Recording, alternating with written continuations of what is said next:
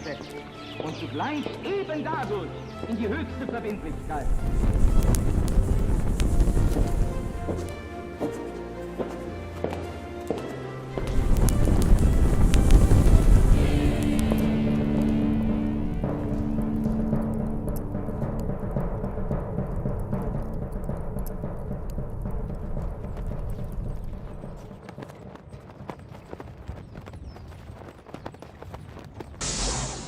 Y sean ustedes muy bienvenidos. Gracias nuevamente por compartir una nueva mesa de diálogo, de tertulia, de intercambio en esto que hemos decidido llamar La Brújula. Lucas Carena es mi nombre y comparto este espacio, esta mesa, este lugar de encuentro con Pablo Javier Dávoli, un Lucas, gran amigo, ¿no? ¿Cómo andás? Un compañero de batalla. Ciertamente, ambas cosas. Nos consagramos a la Virgen de Schoenstatt, que es 3 veces admirable. Es madre, es reina, es educadora, es la Virgen de Schoenstatt. Siempre lo hacemos poniéndonos bajo su manto de protección y amparo. A ella nos consagramos y consagramos esta empresa, esta campaña, esta propuesta. Aparte lo hemos hecho desde el inicio, ¿no? Y hay que decir que pese a una serie de vicisitudes, la brújula todavía sigue y no podemos dejar de sostener y dejar de decir que ha sido gracias a esa consagración a la Mater, ¿no? Vos sabés, Pablo, que el otro día me ponía a pensar, uno piensa a veces retrospectivamente, si el nombre de nuestro programa no era un poco así como arrogante, ¿no? Esto de marcar el norte. Por cualquier cosa, en realidad la idea fue de Lucas. Vos no te haces cargo. Yo simplemente avalé, pero después dije no, porque esto de indicar el norte, uno puede hacerlo, digamos, con la mayor de las humildades. También podés estar desmagnetizado. Claro, es verdad. Y más de uno se ha extraviado con brújula y todo, entonces la verdad que no porque uno indique el norte. Es un intento. Claro, uno va a conducir hacia ese norte. Hace uno lo que puede. Así que bueno, hoy hablando de brújulas y de nortes y de horizontes, quería compartir contigo, Pablo, con la gente que nos está mirando, que cada vez son más. Les agradecemos siempre las suscripciones, los pulgares para arriba, las adhesiones al canal y a la gente de Conclusión que nos brinda el espacio para poder dialogar. Quería compartir con vos las nuevas formas de sabotaje a la democracia, ¿no? Hay una democratización en todos los ámbitos, en todos los aspectos, como una suerte de bandera que se enarbola, se tremolea, como si de algo sagrado se tratara, ¿no? Y me ponía a pensar, ¿no? Un tiempo a esta parte, cómo el globalismo, sí, una falsificación también, ha avanzado, una tergiversación tal cual, de la auténtica democracia, ha avanzado en ese popular. aspecto. Vos sabés que hay un programa, no sé si todo el mundo lo conoce, hay un programa de lo que es el World Economic Forum, el Foro Económico de Davos o Foro Económico Mundial, un programa que en realidad tiene su nacimiento en el año 1992, inaugurado por el mismo... Heterodoxia, pero esto bueno. de una heterodoxia, esto ya es de una anarquía acá dentro del estudio sin precedentes. Pero ya que somos rosarinos, acordémonos, salvando las distancias, de Olmedo, que bueno, salía rompía las reglas, claro. Solo que Olmedo lo sabía hacer. No claro, sé si nosotros estamos a la altura. Que no. Lo hacía con altura, conocía las reglas para poder romperlas, ¿no? Eso es un poco lo que hacía Olmedo. En el año 92, Klaus Schwab, que ya lo hemos mencionado, que es creador del Foro Económico Mundial, pero también es miembro del Consejo de Administración del Club Bilderberg, esto hay que decirlo también, de ahí que hay voces bastante autorizadas que dicen que el Foro Económico de Davos es algo así como el brazo ejecutor o cara visible, cara externa, exotérica de el Club Bilderberg, que trabaja a puertas cerradas, digamos. Vendrían a ser como dos aspectos o dos caras de una misma moneda, uno exterior, visible, y otro secreto, discreto, llamémosle, discreto, ¿no? Discreto, pero con un grado de reserva importante, ¿no? Exactamente, ¿no? Y aparte es un secreto a voces la existencia del Club Bilderberg y de sus famosas reuniones anuales. No así que discuten, hay algunos tópicos, se llegan a publicar. Sí, a veces el temario, pero... Sí, entiendo que... No pasa de allí, digamos. Sí, sobre Bilderberg tenemos a dos grandes exponentes, bastante enemistados entre sí. Uno es Daniel Stulin y otro es Cristina Martín Jiménez, que han abordado, ¿no? Sí, los Bilderberger como estudiosos, denunciatarios. Como investigadores claro, del tema. Tal cual. Pero, bueno, Davos inaugura un programa, Davos, digamos, creado en el año 71, pero lanza el programa Líderes Mundiales del Mañana, que en el año 2004 se reconvierte, se rebautiza como Foro para Jóvenes Líderes Mundiales, el famoso Young Global Leaders Forum.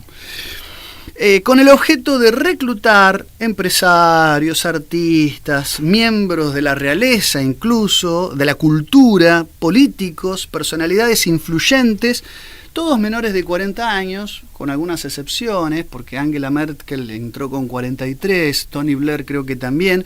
Bueno, pero, se ha extendido la adolescencia y por lo tanto... Exactamente. Pero con la idea de adoctrinar en objetivos globalistas que se tejen, que se erigen, que se yerguen, se fraguan en el foro de Davos. Esto es un poco la idea del programa. Es la trillada idea del semillero, por lo menos, tal vez, no sé, en otros Semillero países de talentos. Claro, de Hispanoamérica, no sé cómo será en otros ámbitos, en España, pero aquí en Argentina, al menos durante décadas, ¿no? Era muy común hablar del semillero de talentos, semillero de líderes. Yo tenía un profesor que embromaba al respecto y hablaba de la botánica política, ¿no? Claro, la botánica política, es verdad. Porque sí, todo el tiempo se hablaba de semillero. Sí, pero claro, por eso también focalizado en digamos, en los más jóvenes. Bueno, este tipo de propuestas. Esto es lo que el programa intenta, ¿no? Ahora, acá aparece el gran dilema, o sea, terminada esta primera introducción, esta isagoge, como le llamaban antiguamente a las introducciones, terminada esta isagoge, ahora vamos a ver quiénes son los que hoy tienen algún poder de decisión y que han pasado por este foro. Tenemos un montón, ya dijimos, miembros de la realeza a montones, pero solo por mencionar algunos del ámbito político, contamos con Jacinda Ardern, que es la primer ministro de Nueva Zelanda, Justin Trudeau, primer ministro de Canadá, Emmanuel Macron, presidente de Francia, también estuvo Sarkozy. Perfiles muy similares. Bueno, exactamente. Bueno, a eso vamos. Boris Johnson, primer ministro de Inglaterra. Dijimos que Tony Blair también había practicado la coyunda, era conspicuo miembro de esta organización. Sebastian Kurz, ex canciller de Austria. Ursula von der Leyen, presidente de la Comisión Europea, también organismos actualmente. Alexander De Croo, que es primer ministro de Bélgica. Sanna Marin, Finlandia. Carlos Quesada, presidente de Costa Rica. Bueno, un largo etcétera de líderes mundiales que vienen de este semillero. Ahora, la reflexión, el debate, lo que queremos compartir con la gente, lo que quiero que reflexionemos con vos, es un poco decir, bueno, hay una correlación entre los miembros de este programa y posiciones encumbradas del poder político a nivel mundial. Ahora, esa correlación, la gran pregunta es si hay una correspondencia por causalidad y cuál sería la causa y cuál sería el efecto. Es decir, el programa simplemente beca a jóvenes que ya tienen perfil, perspectiva, y en todo caso les provee conocimientos sobre la agenda del Foro Económico de Davos, del Foro Económico Mundial, o directamente es el Foro Económico de Davos una suerte de agencia de colocaciones, que es la que tiene el poder de abrir las puertas y poner a sus jugadores en el panorama político, ¿no? En la palestra, digamos, y es donde nosotros decimos, bueno, pero entonces las democracias estarían también intervenidas o demasiado influidas por este foro a través de esta mecánica, de esta estructura de poder que indudablemente es el Foro de Davos, ¿no? Yo creo que el punto de inflexión y de reflexión es ese. Es una mera y programática beca de formación, puramente académica, incentivar el espíritu de liderazgo en aras de todo lo que es la agenda de Klaus Schwab, de la ecología, transhumanismo, que la podemos cuestionar, ya lo hemos hecho en otros programas, pero sí, independientemente de eso... El propósito es otra cosa, ¿no? Claro, o algo más complejo. O al revés, ¿no? Yo creo que el cometido, el propósito es más complejo, y aparte, primero la metodología, me atrevo a adelantarme con estas dos observaciones. Primero, no es una metodología nueva, y aparte, en todo caso, esos dos cometidos son perfectamente compatibles. Más allá del contenido ideológico doctrinario. O sea, vos planteás una alternativa que está bien planteada como para distinguir una cosa de la otra, pero lo cierto es que ambas cosas podrían juntarse, ¿no? Eso en primer lugar, y como decíamos recién, o sea, no es una metodología nueva o que debiera sorprendernos. Hay que estar muy, muy desavisado como para que nos tome por sorpresa. Ahora, hay un video que ya tiene algunos años, no muchos, debe tener aproximadamente 3 años o 4 años, claro, en donde el propio Schwab lo aclara, ¿no? Perdón, me adelanté por ahí. No, está bien. Yo lo que decir, si había una duda, si había un panorama abierto sobre esta discusión, es el mismo Schwab el que se encarga en el año 2017 de cerrar, dilucidar, zanja la discusión. Y la cierra completamente cuando en una de las reuniones de este programa, en el año 2017, dice: "So we penetrate the cabinets". Aparte usa ese verbo, ¿no? De penetrar los gabinetes. Era ese: hemos logrado penetrar los gabinetes. Es decir, pareciera no haber duda alguna. Y se refiere explícitamente a Trudeau, el presidente de Canadá, y creo que hace mención al entonces presidente de Argentina para el año 2017. Sí, fue en 2017. La cuestión es que a continuación él dice: tenemos shapers, que sería una traducción, sería como modeladores globales, global shapers, tenemos shapers, tenemos modeladores globales en 450 ciudades alrededor del mundo, dice Schwab. Es decir, el espíritu del programa, por lo menos no lo oculta, no lo disfraza, es penetrar los gabinetes y tener a su gente. Es un entrismo. Totalmente. Es un entrismo. Y lo dice abiertamente, es decir, es gente que trabaja conmigo, con nuestros objetivos, que para él son loables, dignos de ser imitados por todo el mundo, lo cree fehacientemente, pero inapelables, ¿no? O sea, fuera de todo, digamos, de todo cuestionamiento. Pero lesionando de muerte, dándole un golpe de Falcastro a la verdadera naturaleza de lo que las democracias, como gobierno de los pueblos, entre comillas, son o deberían ser. Digo que ahí está la discusión. Sí, porque aparte hablar de shapers y hacer referencia, digamos, a esta palabra inglesa, digamos, a shape, que en definitiva se trata de la forma de moldear. Vos hablaste de modelaje. En definitiva, ese es el métier propio o el objeto propio de la actividad política. Y lo cierto es que la forma de una comunidad organizada, o la forma que adquiere o que adopta una sociedad política, hay dos opciones. O hay una suerte de autodeterminación, que normalmente se designa y tradicionalmente se designa como soberanía, o te le impone otro, claro, con alguna metodología que puede ser más o menos subrepticia o más o menos violenta según el caso, ¿no? O más o menos descarada. Y ahí, por eso digo esto que suena a primera vista tan, digamos, tan liviano, no digo que inocente, pero sí que a primera vista suena tan liviano y tan, digamos, tan potable. En el fondo es algo muy grave lo que está diciendo. Hablar de modelar una comunidad humana, de modelar concretamente una sociedad política, es decir, que vos le das la forma que vos querés, independientemente de lo que deseen o pretendan al respecto los propios miembros de esa comunidad. Por eso creo que vos enfocabas muy bien el problema al hacer la intro, al hacer la introducción, diciendo, bueno, en definitiva, la democracia entendida como gobierno popular. A ver, no quiero meterme en la cuestión remanida e importante, pero más académica de la traducción del griego, pero bueno, hablamos sí de la democracia como, digamos, como gobierno popular, o como, bueno, Aristóteles hubiera hablado de politeia, ¿no? Claro. Que algunos prefieren designar en castellano como república, ya lo sabemos, lo aclaramos para quien eventualmente no esté anoticiado al respecto, pero bueno, queremos estar más allá de ese debate, que es un debate de, digamos, en definitiva, de traducción, sí estamos hablando de un gobierno popular legítimo, ¿no? Legítimo, claro, conforme a bien común y conforme a ley natural, ¿no?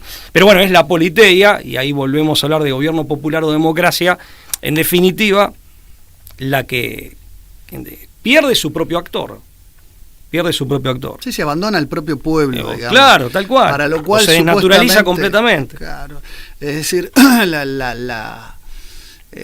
la fortaleza de la democracia, más allá de que entremos a distinguir que la democracia como forma pura o impura de gobierno, sus falencias. Claro, sí, digo, la fortaleza que tiene estaba en la posibilidad que, aún con sus falencias, que sin duda las tiene, garantizaba una participación, ¿no?, popular, una presencia del pueblo llano en la cuestión política, esta cuestión casi, al decir de Robert Dahl, de poliarquía, digamos, de un poder en el que todos de alguna manera están metidos en mayor o menor medida, con mayor o menor jerarquía. ¿Vos sabés, Pablo, sí, que hay un involucramiento y un compromiso, ¿no? Lo que vos decís es clave. Totalmente. Es decir, que pierde con este tipo de manifestaciones públicas. Claro, con este tipo de manifestaciones, creo que, a mi humilde parecer, y vos lo dijiste muy bien, pierde aquello que le daba su razón de ser y su fortaleza, quizás la única que tenga la democracia. O por lo menos la más importante, ¿no? Eso destacado por Aristóteles, incluso por Tomás de Aquino, ¿no? El gobierno popular, en definitiva, tenía su fuerte en eso, ¿no? Claro. Y justamente, mirá, porque aparte ahí se da esta suerte de impostura de la democracia, o de tergiversación. Hablamos de desnaturalización y en definitiva, de falsificación, finalmente, de la democracia, que conduce a lo que decía Walter Lippmann, lo hemos mencionado en innumerables oportunidades, que hablaba de esta democracia del borrego, ¿no? En donde la opinión pública es el producto prefabricado de una élite, que se inocula, o que de alguna manera viene a suplantar la verdadera opinión pública, que es Aparte, queda el pueblo reducido a masa. Ahí hay otro punto a señalar, ¿no? O sea... Sí, hay una cosa que... Mira, hay un autor que uno recupera, que a veces es, sobre todo por el pensamiento liberal, a veces encumbrado y a veces dejado de lado, justamente por las conclusiones a las que llega, que es un pensador, un economista de origen austríaco, Joseph Alois Schumpeter, sí, muy conocido. Sí, que desarrolló una teoría de la democracia. Es uno de los grandes desingenuizadores de la democracia. Llega a tener algunos puntos en común con un interlocutor intelectual que es Carl Schmitt, al que también hemos mencionado, ¿por qué? Puntos en común porque ambos intentaron atacar el aspecto idílico de la democracia parlamentaria, ¿no? La caída de los parlamentarismos, el nacimiento de la sociedad de masas en el siglo XX, en las postremerías del siglo XIX, la sociedad de masas, y comienzos del siglo XX, la cuestión del parlamentarismo y nuevos actores políticos como los partidos políticos que entran a tener un rol preponderante en el juego político. Y Schumpeter, que a partir del año 32 hasta su muerte en 1950 le va a estar en Estados Unidos, no por exilio, sino por un derrotero intelectual. Él fue profesor en la Universidad de Viena y después se va a dar clases a Harvard, pero él no se va exiliado, digamos, en épocas de la Segunda Guerra Mundial, pero muere en Estados Unidos. Desarrolla una teoría de la democracia en un libro publicado en el año 42, su primera publicación, que es Capitalismo, Socialismo y Democracia. Así es. Un libro que también de fuste para entender estos temas, donde él trata de criticar en las teorías clásicas sobre la democracia cierto esencialismo. Es decir, él empieza a pensar, sobre todo, la idea de voluntad general de Rousseau, es decir, ¿qué es la voluntad general? Y la idea de bien común. Es decir, si existiera algo como voluntad general, o si existiera algo como bien común, no lo podemos medir, no lo podemos calcular. Él era economista, y en este aspecto desingenuizante dice: lo que la democracia en todo caso nos puede dar es una libre competencia, un juego de libre competencia, como si se tratara de actores económicos que se venden, que se muestran, los políticos vendrían a hacer eso, ante un consumidor, que vendrían a ser los votantes, es una libre competencia por el caudillaje político. Sí, por eso se habla de ofertas electorales, ¿no? Se toma el lenguaje... La idea de oferta y demanda utiliza el prestado de la economía, exactamente, ¿no? La economía utiliza liberal, aparte. Categorías de mercado, él utiliza categorías de mercado para describir el juego de la democracia. Entonces reduce la democracia a un juego práctico para la elección de los representantes, pero claro, llega a una conclusión... y por eso la relación de competencia, ¿no? Bastante lógica. La impronta liberal, sí. Claro, pero bastante desaristocratizante. En realidad, el camino indudablemente le llega... lo lleva lógicamente a tener conclusiones de que la democracia termina justificando una suerte de oligopolio colusorio entre oferta y demanda dada por el partido opositor y los que pueden llegar a estar del lado del oficialismo, digamos. Hay una especie de plutocracia que convive en un juego que se retroalimenta, quedando el pueblo, lo que sería el pueblo, totalmente fuera de ese juego. Claro. Que solamente puede elegir entre una oferta que está más o menos delimitada, a conveniencia de de un grupo, de una élite. Él no va a hablar. Se habla como de una suerte de colusión. Exactamente, entre los distintos contendientes. Lógicamente lleva a eso. La cosa que también pasa en el mercado. De hecho, él lo toma de fenómenos de libre mercado que deja de ser libre o empieza a dejar de ser. Él en el año 1911 había escrito una tesis donde decía que el gerenciamiento de las estructuras de las grandes empresas terminaba con algo que se daba en las empresas donde el dueño de la empresa era el que la trabajaba, era el emprendedor. El emprendedor de la pequeña empresa, ¿no? en el juego de libre mercado, que es realmente el que podía pagar las consecuencias de fundirse si no competía con las reglas de juego que le daba el mercado, él fue un gran aportante de lo que son las teorías de la innovación en el ciclo económico, ¿no? Y decía que la innovación, criticando a la economía neoclásica, la innovación tenía un importante rol de desestabilizar las reglas de libre mercado, ¿no? De competencia plena. Él rompía también con esta ingenuidad de la competencia plena, del esquema de competencia plena, y hablaba de destrucción creativa. La innovación es una destrucción creativa, que el gerenciamiento de las grandes estructuras empresariales, del corporativismo, iba a llevar a lo que es la empresa preventista, ¿no? La que tiene favores del Estado, la que iba a tratar de romper las reglas, la que iba a tratar de aplicar dumping, la que iba a tratar de modelar la legislación en su favor. Se iban a terminar corrompiendo. Es decir, esa plutocracia de las empresas a la que él termina atacando en sus tesis económicas, la lleva al plano de lo político en el año 42 y termina concluyendo en este punto que la democracia termina siendo un dispositivo por el cual ya no podemos hablar de democracia como en sentido clásico, como proveedora de una sustancia llamada voluntad general, como provista de una sustancia llamada bien común, como provista de una sustancia llamada pueblo, y es un mecanismo de reglas de juego, de intercambio, donde hay unos que se ofrecen, que compiten, que invierten mucho dinero para ofrecerse, para coquetearle a ese consumidor que es el electorado, y otros que se limitan a elegir la mejor opción dentro de ese sistema. Por eso está tan protegido por aquellos que se terminan, que terminan ganando de este sistema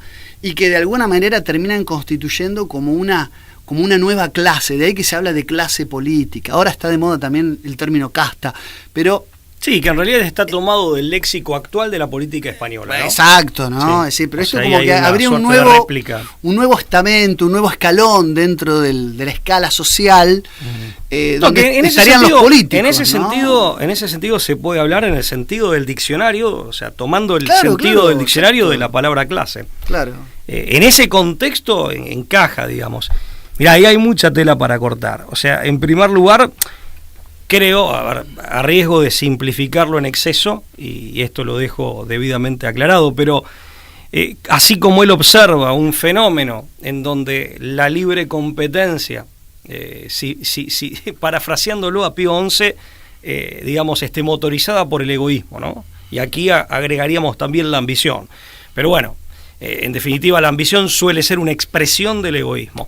La libre competencia, motorizada o motivada por esa fuerza, o motorizada de ese modo, en lo económico, conduce a la dictadura económica por un proceso de concentración que anula su propia base, es decir, esa libre competencia de la que se partió como premisa o como situación inicial. En política terminaría pasando algo similar. Esa es la y hay un abroquelamiento de élite que coexiste con otras élites. Sí, yo creo que él observa este fenómeno en la dinámica propia del capitalismo de mediados del siglo XX, obviamente mirando en retrospectiva, en donde no se podía sostener ingenuamente ciertas aserciones o ciertos acertos por ahí que el liberalismo clásico sostenía en el siglo XVIII, y lo traslada al plano de la actividad política y del acceso al poder, y más específicamente al poder público, ¿no? A ese poder institucionalizado en el Estado. Termina suscribiendo un poco desde una perspectiva mucho más económica de análisis, pero termina suscribiendo algo que ya estaba presente en Robert Mitchell, que fue un poco que influyó en esto, que era la ley de hierro de las oligarquías, ¿no? Que siempre tiende el sistema a privilegiar a una minoría organizada por sobre... Sí, que aparte se consolida su poder, su posición dominante. Por supuesto, la posición de dominio, ¿no? Podemos decir lo mismo de Mosca o de Pareto. Claro.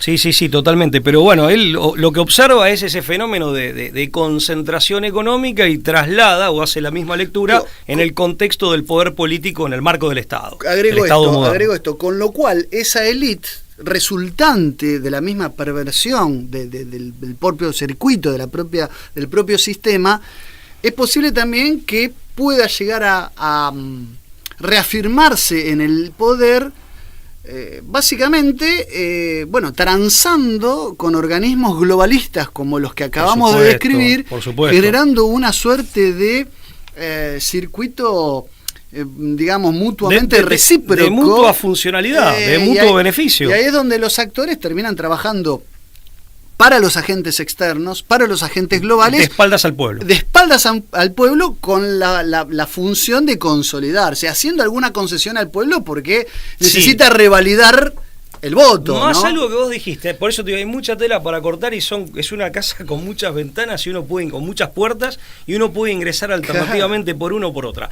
Porque además vos mencionaste el marketing, y ahí se genera, en realidad, a lo del marketing voy enseguida, pero se genera también esta falsa idea, que yo me permito llamarle de neo-maquiavelismo, pero muy berreta, de que el buen político es aquel que sabe simplemente rosquear y ganar elecciones. Ahí interviene el marketing, pero además que el buen político termina siendo eso en la parte agonal de la política, que es la contienda para el acceso al poder, al menos el poder institucionalizado de lo público, pero además aquel que logra, digamos, tiene una agenda que le viene y logra establecerla, pero logra, volvemos a venderla, claro, muchas veces presentándola como algo diferente de lo que es, o presentándola como motivada por una intencionalidad distinta de la que realmente la ha generado. Y aparte fabricando problemas sociales que justifiquen esa agenda. Bueno, ahí ya estamos en un grado de cinismo y claro, pero no tengas duda de que existe. Pero ya es un paso más. Fabricar problemáticas sociales con la opinión pública controlada, al mejor estilo Lippmann, fabricar problemáticas sociales como si fueran demandadas por el pueblo para justificar esa agenda que le viene de arriba. Vos fíjate algo, la democracia en este punto cae en un circuito y queda viciada por defecto como una suerte de cáscara vacía que solamente revalida o convalida. Ahí está. Es decir, es la democracia del referéndum, del plebiscito. Cada tanto lo que hacemos es suscribir un programa de gobierno, pero no hay deja de ser esa idea del que emerge de entre el pueblo, que habla por el pueblo y para el pueblo, para romper esa lógica, y es simplemente validar cada tanto, con un voto, con un sufragio, poniendo un sobre en una urna, un sistema que de alguna manera se regula a sí mismo por un mecanismo de oferta, de seducción, de propaganda, muy costoso. Una pátina de legitimidad. Una pátina de legitimidad. Exacto, y nada más. Y aparte vos dijiste, hablaste de vaciamiento. La mínima indispensable. Claro, tal ¿no? cual. Y hablaste de vaciamiento, y fíjate que justamente la desustancialización de todo gobierno popular, de una auténtica politeia, justamente esa desustancialización se produce por la ajenidad de su sujeto principal, que es el pueblo. Claro. Y ahí yo cito acá muy brevemente, y también a riesgo de simplificar en exceso, pero lo tiro tipo pauta, aparte para que el público esto lo someto a escrutinio y a crítica. Pero, si alguno está de acuerdo con esto, que lo profundice. Pero hay un autor a quien aprovecho para saludar, aparte lo conocemos ambos, que es el doctor Luis María Bandieri, de la ciudad de Buenos Aires, jurista, politólogo, profesor de la UCA en Buenos Aires, ya jubilado, ¿no? Pero ya un hombre que se ha dedicado mucho a la docencia, entre otras cosas. Y el doctor Bandieri, yo recuerdo en una entrevista que le hicieron hace unos años atrás, dijo que a la democracia se le extravió el pueblo como actor o sujeto político. Quedó en el camino. Claro. Y este extravío se da de dos maneras. Una es, digo yo, por esta ajenidad, porque queda simplemente como en una suerte de pasividad que cada tanto convalida lo que está decidido por otras intenciones y en otras instancias o en otras latitudes, pero simplemente está en calidad de receptor y eventualmente un legitimador formal cada tanto con alguna frecuencia y con algún automatismo. Pero en segundo lugar, por algo que mencionaste vos, amén de esta ajenidad y de este dejar de participar activamente, que es lo que en su momento veía Aristóteles, es lo que en el siglo III el mismo Tomás de Aquino, incluso Tomás de Aquino y Aristóteles, no solo hablando de la politeia en sí como gobierno popular bueno, sino hablando del régimen mixto, en donde estaba mixturado con otros principios tomados de otras formas puras de gobierno, o rectas, pero también se da que este extravío del pueblo se da por masificación, en donde hay voy a utilizar un neologismo posmoderno, pero creo que aquí puede ilustrar claramente lo que quiero decir, aunque sea un poco cacofónico, que es un desempoderamiento del pueblo. Como está también ese desempoderamiento del hombre, de la persona humana, individualmente considerada. En el proceso de masificación, que tiene que ver con la ruptura de la sociedad orgánica. Vos hablaste de la poliarquía citándolo a Dahl. Sí. En definitiva, la sociedad orgánica, ¿qué tenía? Tenía una organización intrínseca donde están las sociedades menores, que modernamente se llaman entidades intermedias con cierta imprecisión, empezando por la familia, y tenían hombres, obviamente varones y mujeres, hombres, personas integrantes que eran señores en el sentido de que tenían como mínimo el señorío de sí mismos. El señorío de sí mismos. Se hablaba en el caso de los padres de la patria potestad, es decir, tienen una cuota de autoridad y la autoridad supone un poder más allá. Entonces, todo eso está vaciado. El pueblo como tal queda al margen, pero aparte reducido a la pasividad, a una posibilidad convalidante en forma automática, y queda reducido a masa porque pierde su forma intrínseca. Y eso genera lo que vos muy bien expresaste, o encaja perfectamente con lo que vos decías, del vaciamiento del gobierno popular o democracia conforme al lenguaje usual de nuestros días. El vaciamiento total. ¿Qué interviene? El marketing para ganar elecciones, y el marketing para una agenda fraguada en otras latitudes y o instancias y diagramada conforme a ciertos intereses de estos shapers, que hay que vender y que se vende muchas veces alegando motivos que no son los que realmente, si se me permite la redundancia, las motivaron. Pero esto pasa hasta, Lucas, con los foros internacionales de orden público. Supuestamente, sea Organización Mundial de la Salud o UNESCO, los foros internacionales supuestamente se iba para que se volcara desde abajo hacia arriba en un ámbito de diálogo y en un ámbito de intercambio de experiencias, de ideas, de descubrimientos, de inquietudes, y se coordinaba supuestamente amicalmente los pueblos entre sí a través de sus representantes, pero esto es al revés. Se va como quien va a una roticería a comprar comida hecha. Bueno, de ahí la estandarización de medidas. Claro. Que bajan de arriba hacia... bajan de arriba hacia abajo. Estoy medio redundante. Lo que yo veo es que esto que decís, que describís con lujo de detalle, es que se genera sobre la esfera de lo político, circundante a la política, toda una parafernalia que también prende de la lógica mercantil y economicista, ¿no? Las agencias de marketing político, ¿no? La política se ve reducida al marketing político y con lo cual se pondera más, incluso hay posgrados de marketing político. Hoy el asesor político o trabajar en política muchas veces es pensarse como alguien que va a sacar un buen eslogan, como el publicista, ¿no? La idea esta de buscar una marca, un color, una batería de colores para la campaña, un logo. Sin comunicar nada sustancial real. Bueno, ahí está la desprovisión del antisustancialismo de la política, un vaciamiento, una cáscara vacía que se rellena de pura mera pauta publicitaria. Las encuestadoras, las mediciones de opinión, las tendencias, todo lo que podría ser el marketing de la moda. Claro, las tendencias, con la campaña electoral se transforma en show. Exactamente, bueno. O sea, adopta los parámetros del show, del entretenimiento. Este anglicismo, el trend topic, ¿no? Claro. Los tópicos que están a la tendencia.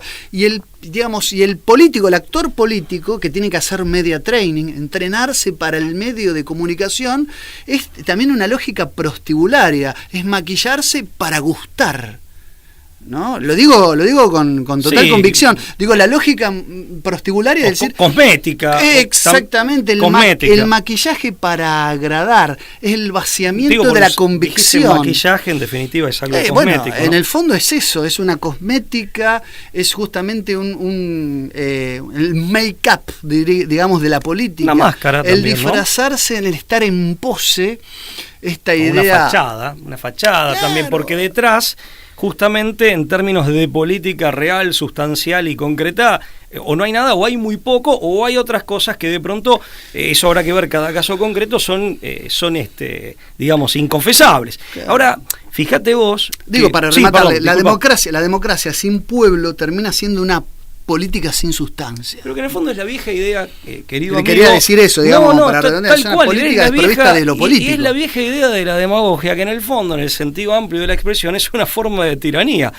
O sea, es la vieja idea que Platón primero, no es el único, pero de los grandes, primero Platón, después Aristóteles y todos los demás, es la vieja... O sea, el tema de la demagogia hay que estudiarlo bien. Yo siempre cito un autor, Stan M. Popescu, psicólogo, sociólogo, rumano argentino, que estudió mucho en Europa, pero estuvo profesor de la UBA, Autopsia de la democracia. En ese libro es increíble.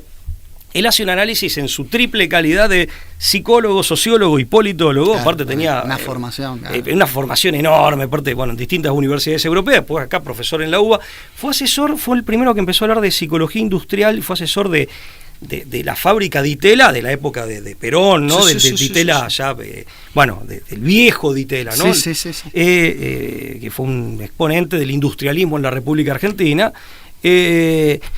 Y este hombre, cuando hace la descripción de la demagogia desde ese triple abordaje y de la degradación justamente del pueblo que deja de ser ese actor político que tiene una forma propia, que en el fondo es el que le da la forma, el que hace, el verdadero shaper es la propia comunidad, justamente se transforma en masa.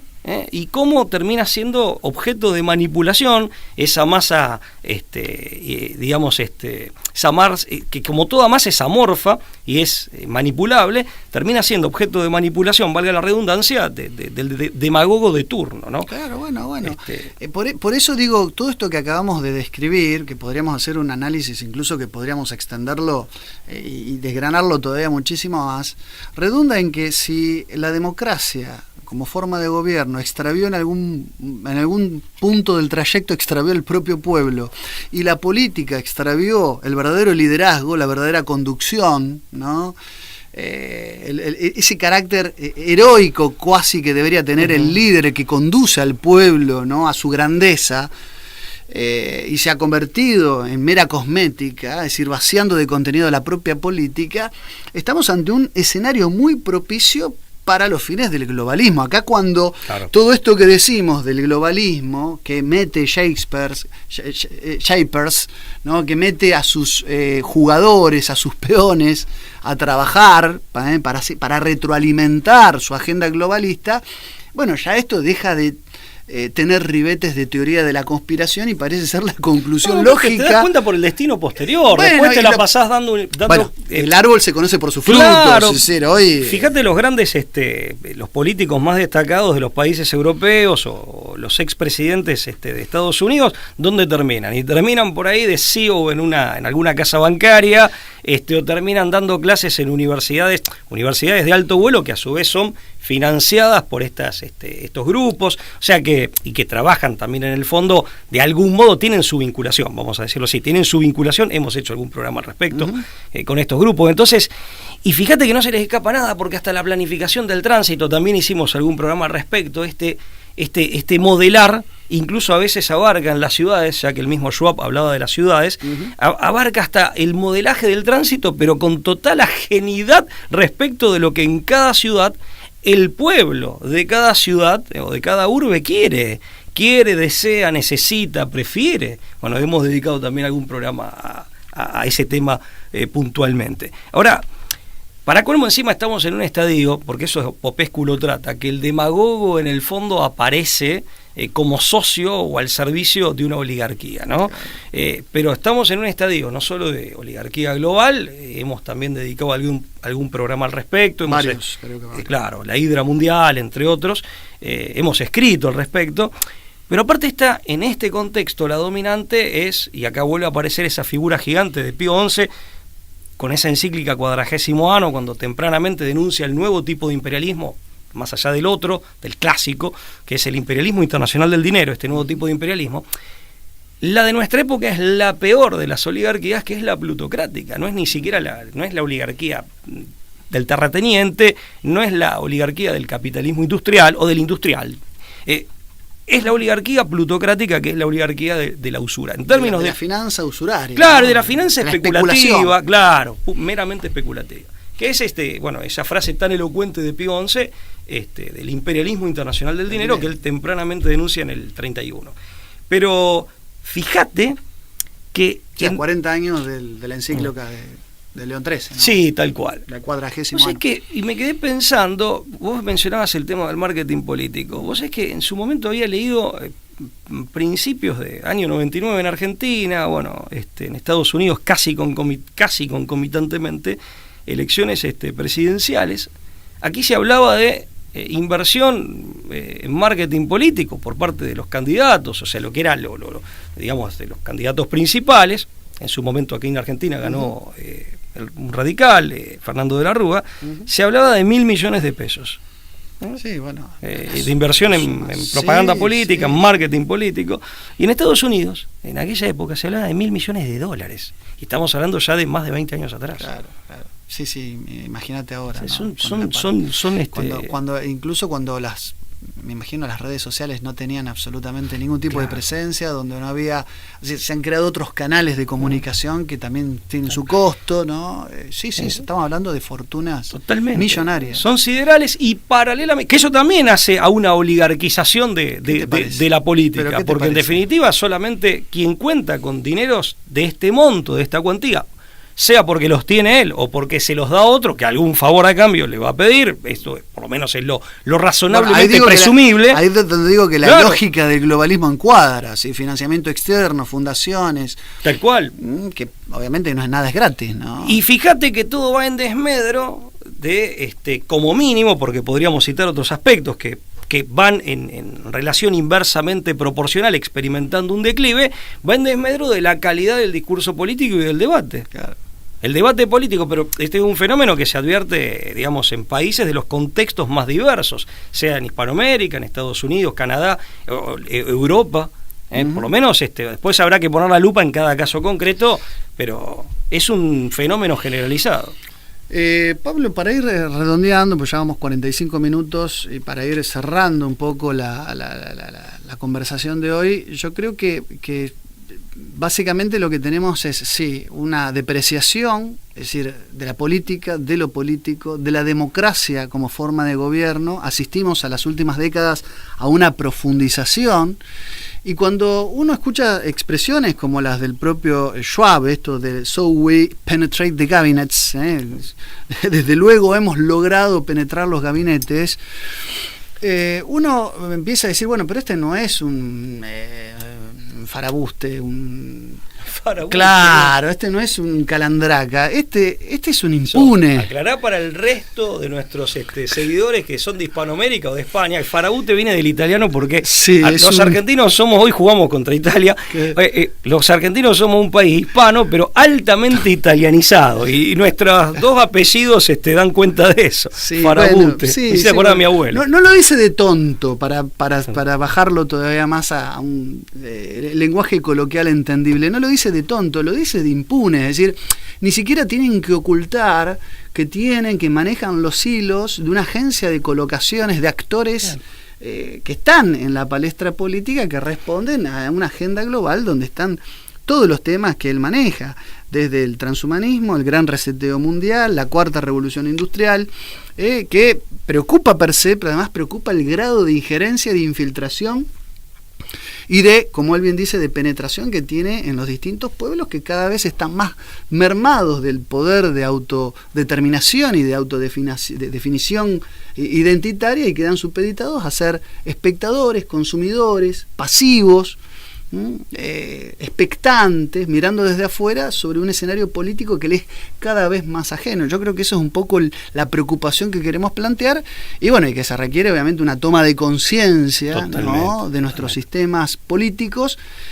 y que no nos tiene que llevar al abstencionismo, sino al contrario, a la participación, ¿no?, a ocupar todos los espacios. No, y aparte a asumirse... Quería aclararlo porque si no parece que nuestro mensaje es el abstencionismo político. Todo lo contrario. Es la participación comprometida. Y es la reivindicación de la buena política, de la verdadera política. Es más, queremos reivindicar expresamente, ya que somos hombres de formación clásica, digamos, de acuerdo con la mentalidad greco-latina, greco-romana, pero fundamentalmente griega, uno no es un hombre completo si no se asume como ciudadano, como polites. O sea, digamos, después tendrá que ver cuál es su rol, un poco eso Perón lo dijo a principios de los 70, ¿no? Que cada argentino debe conocer su misión y realizarla, ¿no? O sea, pero asumirse como sujeto activo, como máxime en el contexto de un gobierno popular, o que pretende serlo, y sosteniendo la autodeterminación de la propia comunidad política, siempre en amistad con los otros pueblos. Pero uno no es un hombre completo y plenamente virtuoso si no se asume también en su dimensión cívico-política, ¿no? Ocupando el lugar y el puesto que tenga que ocupar, y bueno, y desempeñándose siempre en aras del bien común. Eso también, reivindicarlo expresamente y hacer un llamamiento a eso, ¿no? Porque en definitiva, creo que eso es imperioso para reconstituir, digamos, nuestras comunidades organizadas, nuestras sociedades políticas. Pablo, ha sido un gusto nuevamente conversar contigo. Dejamos hacer un agradecimiento. Se me ha pasado volando. Sí. ¿Y cómo te ha ido con el tema del libro? Quería agradecer, porque mucha gente, gracias por preguntar, y mucha gente de seguidores de La Brújula, y bueno, a través de redes también, se han comunicado, se han interesado, se han contactado, se han interesado en el libro El Leviatán y el Imperio Dormido, así que bueno, la verdad que agradecer al público en general. Y como dije la otra vez, lectura no recomendable, obligada. Sí. Para el fin de semana. Yo siempre sostengo que hay mejores maneras de perder el tiempo, pero bueno, bienvenido sea igual. Chau, hasta luego. Nos reencontramos en la próxima emisión. Muchas gracias, Conclusión, por el espacio. Chau, hasta luego.